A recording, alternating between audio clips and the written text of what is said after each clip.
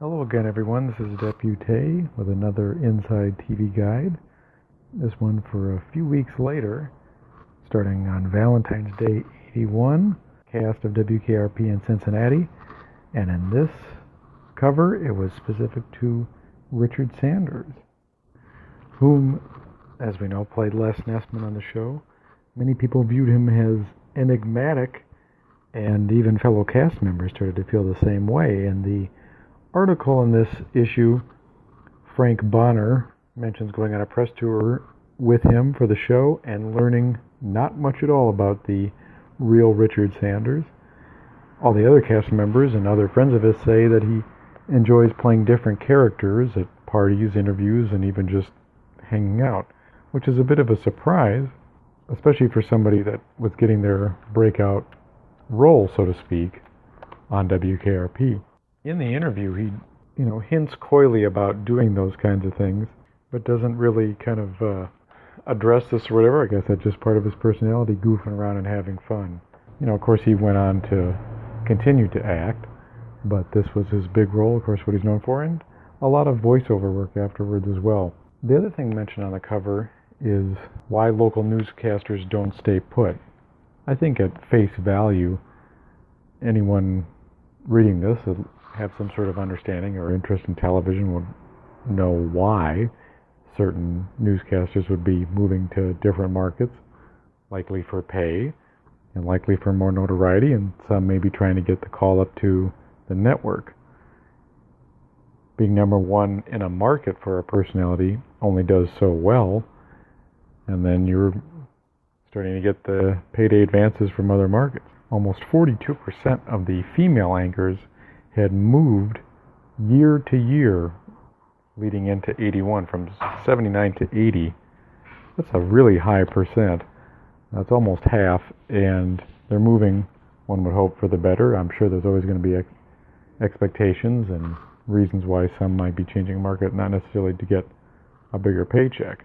It also gets to the core of the issue of why newscasters would be moving so much, and it still goes on to this day, is that the station itself is trying to remain number one in the time period, or tops in some demographic, and what are they going to have to do it? And if it seems to be the personalities that aren't working, well, they bring in different people.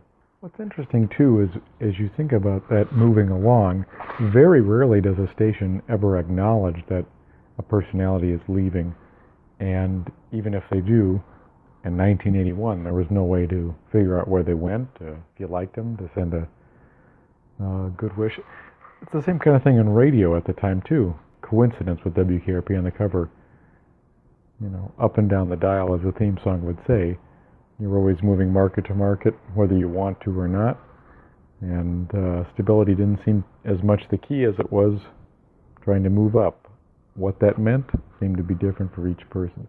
Another large article in this TV Guide, written by Melvin Derslag, who is a big sports writer from TV Guide, as we've learned, local LA newspaper writer, bidding for the 1984 Summer Olympics, the wildest crapshoot in sports television, he calls it, of a then absurd, and it really was, $225 million,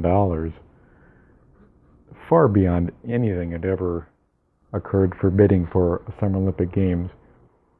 But there was a lot writing on this as well, of course, as we all know. 1980 games in Moscow, U.S. boycotts. NBC loses quite a bit on that and cuts a lot of their coverage to just updates because there was no Americans to hang on to. But key for ABC because it's in L.A., they can run it in prime time. They've got plenty of live things that can go into late night. Gamble for ABC, but as we know, years later, it paid off handsomely for them. They turned a profit despite a huge amount down. I can't say they turned as big of a profit as LA did for the games, but the fact that they did showed that it was worth the investment. In this article, they're mentioning that ad time at this point, this is winter 81, that only a third of the ad time has been sold. They're saying this is due to the fact that we are in a recession at the time, and in 1981 they were. By the time 84 rolled around, we were not, and all that ad time turned out to be worth its weight in gold. As we get into this issue, I don't want to be cavalier about this, but I'm just calling out things that I'm seeing in this, and then, oh, is it just about drugs and drinking and sex? That's what the focus was. They wanted to get your money, but let's not get that crass, at least not into the start. Let's look at what PBS was doing in their plans to get a little more income. In the late 70s, especially in the early 80s in Reagan administration, the PBS budget, federal funding, was continually cut year after year.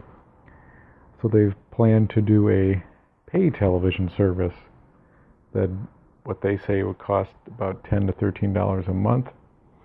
It'd also be supported by sponsors.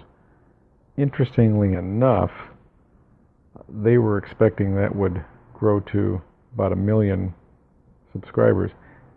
This didn't really work out, as you know, but what's curious is that this plan that they kind of have is in essence what they ended up doing without having to start their pay network, obviously leaning for public donation, of course, but they leaned even harder towards, quote, institutional messages, and whether that meant it had to be called mobile masterpiece theater, so be it, at least it could get there.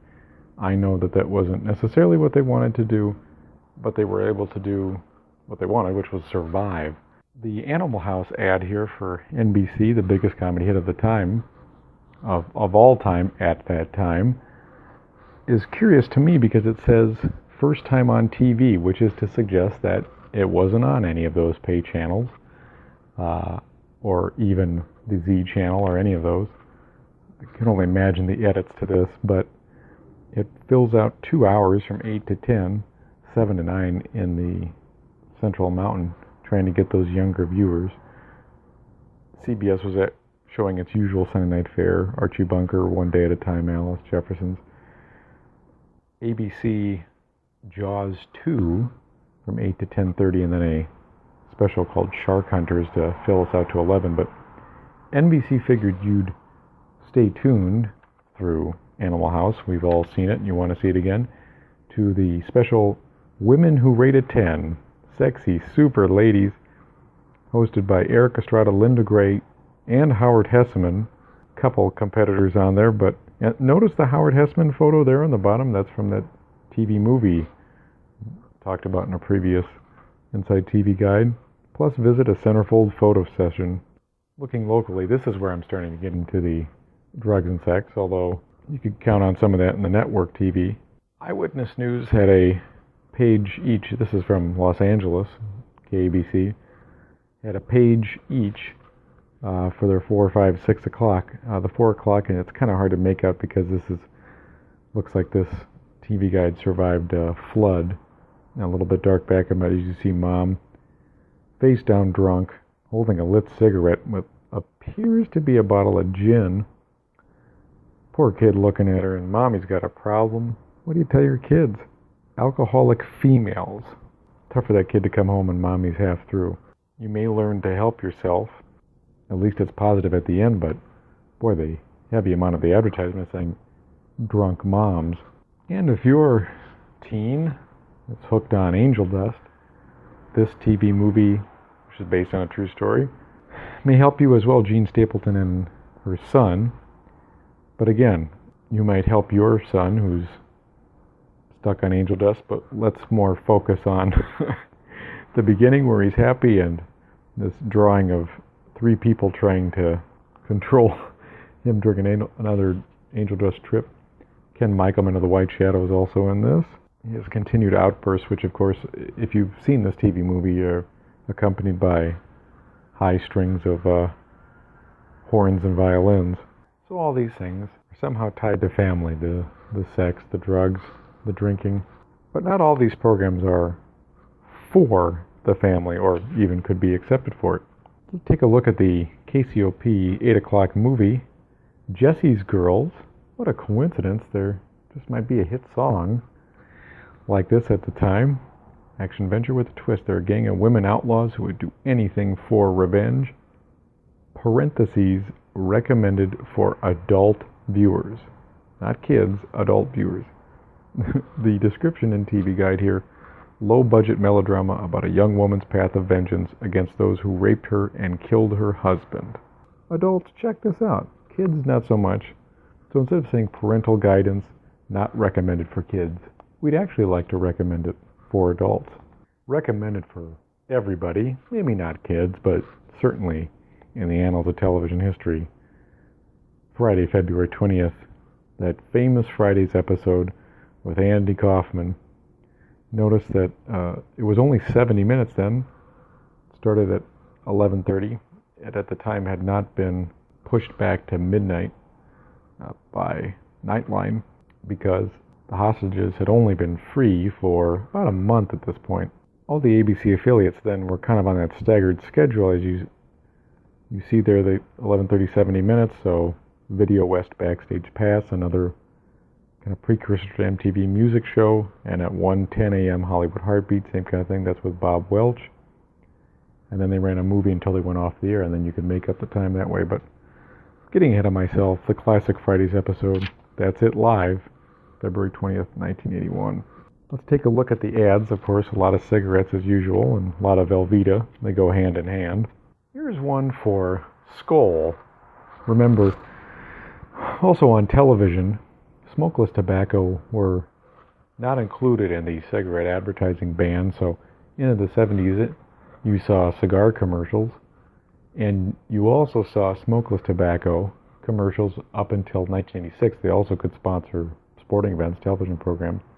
What's curious to me about this is how he's saying how Skoal gives you a little something for nothing, but the actual advertisement is, just fill this out, we'll send you a tin of Happy Days mint tobacco. What's it for? Skoal Happy Days? Nobody really for sure, but they don't care. Just buy our product, start chewing, kid.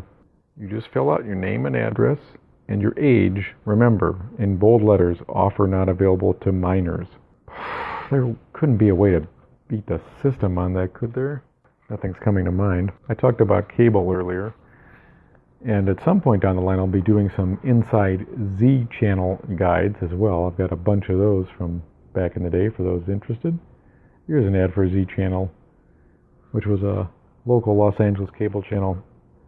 Started out and was for a long time all movie programming. Later on they added sports. It starts March 6th, Apocalypse Now. I can only imagine that's the full director's cut as well. No commercials, only $16, not too bad. And just to finish the drugs, booze, and sex of which I mentioned, beer bar is at half the price. Wow, only $300 and only $11 down? Classic. No plumbing, nothing, just plug it in. And wait a minute, what's this? Free beer? How do I get that? I get free beer. Only cost me $300 for free beer. What seems to be a insulated keg. Feeney's has a showroom here in Los Angeles, but what got me about this is, okay, beer bar, $300. Doesn't say what kind of beer, but I guess we don't have to be a discerning drinker. 12 pages later, in the exact same spot of the left page, hey beer drinkers, your favorite draft beer for only 12 cents a glass. Wait a minute. This sounds a lot like the one on page 28, but it's self-contained, automatic, easy payments. Neither of these phone numbers are the same. It doesn't give a company name. It can't be called Easy Payments, but it's all about discount beer. So as we're enjoying WKRP Fridays, the adult entertainment and news and movies, why not enjoy some beer from the comfort of your own home, whether it's free or only 12 cents. A bunch going on here in TV land, February 1981. Thank you guys very much for watching this. Again, if you have any requests of topics or times, please let me know. Hope all is well. This is Deputy. Thank you very much.